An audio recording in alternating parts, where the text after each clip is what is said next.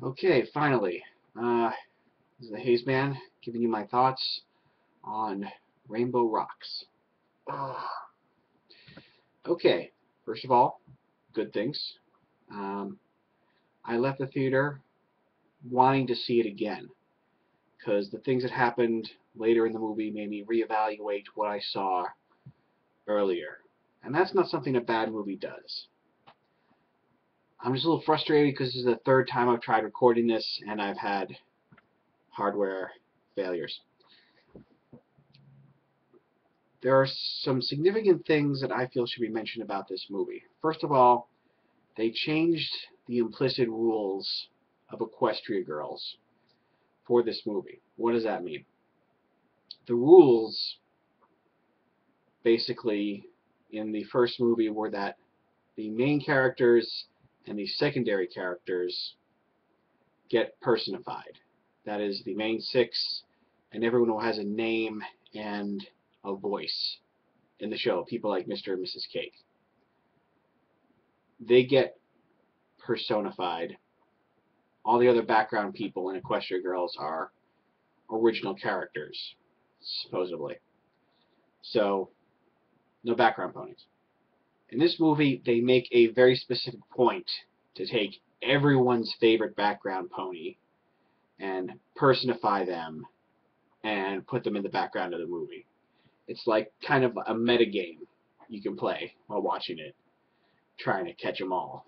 So, I kind of enjoyed that. I felt that was a missed opportunity in Equestria Girls. So, there's that. Also, I like the direction that it took. The idea of, spoiler, there was a very, oh, we defeated you, bad guy, but we can all be friends, forgiveness kind of vibe to Equestria Girls. And this movie makes a concerted effort to actually show the repercussions of being a high school supervillain and all the fallout and the guilt and the interpersonal problems that come with that. And I think they handled it pretty good, and it was pretty interesting to watch.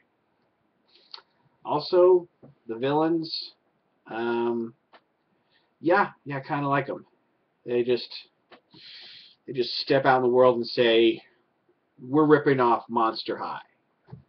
We're not even going to hide it anymore."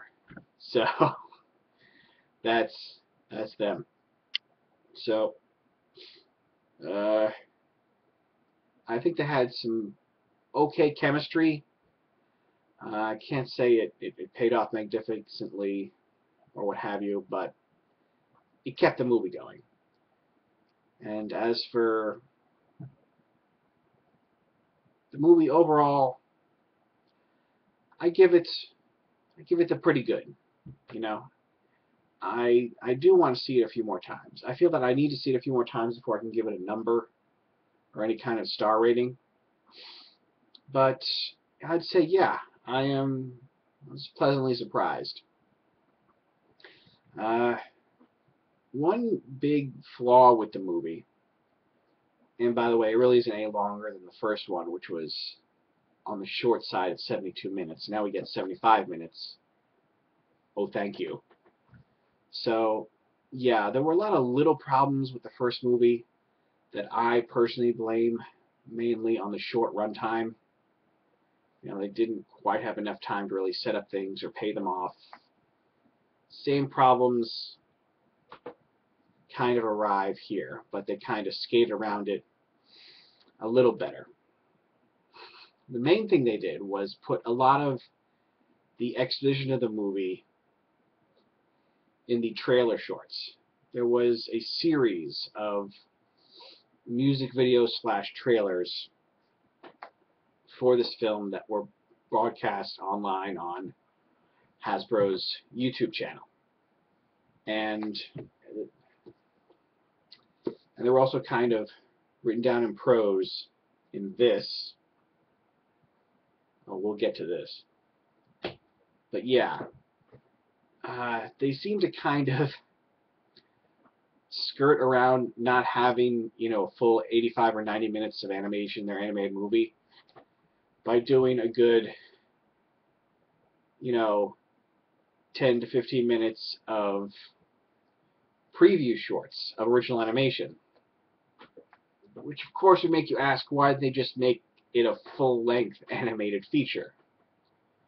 You are kind of a little lost when you first get in there. Even if you've seen the first movie, you're going to be a little lost because it jumps right to the point where the girls are all in a band and they get pony power when they harmonize. And there's barely a line to explain that. So there's a huge leap there that you kind of have to... Man, it's weird because the original trailers for this movie didn't actually have any... They were the perfect trailer. The trailers... No, that first trailer, it was the perfect trailer because it didn't spoil anything in the movie. It only showed you footage from the preview music videos. So it gave you useful information about the movie, but it didn't spoil anything that happens in the movie.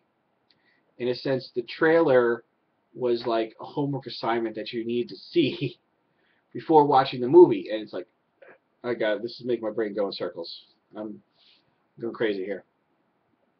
So, yeah, I'm not going to go into it because of spoilers, but there's a lot of B canon stuff that gets brought into A canon through this movie.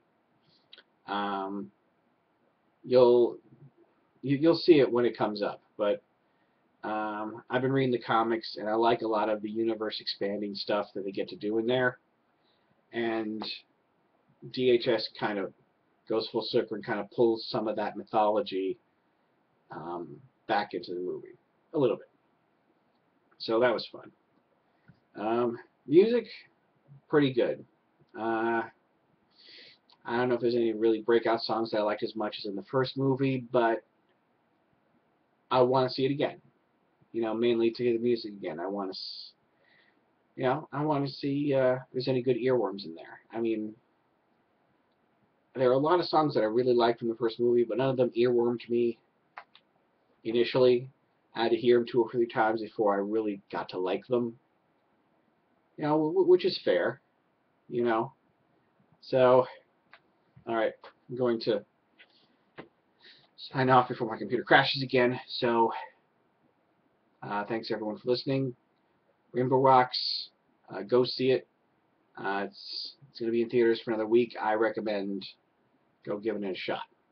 Oh, and before I go, I want to say that there are a lot more showings this time than the first movie. So when I went to the showing, it wasn't packed. There were only a few people in there. But there were a lot of actual 7-year-old girls, and they were in cosplay, which is something that is great to see. I like to see them, getting excited about their favorite characters and getting all dressed up. I think that's a good trend. So I like to encourage this thing, and, all power to little girls and their pony fandom. Thank you.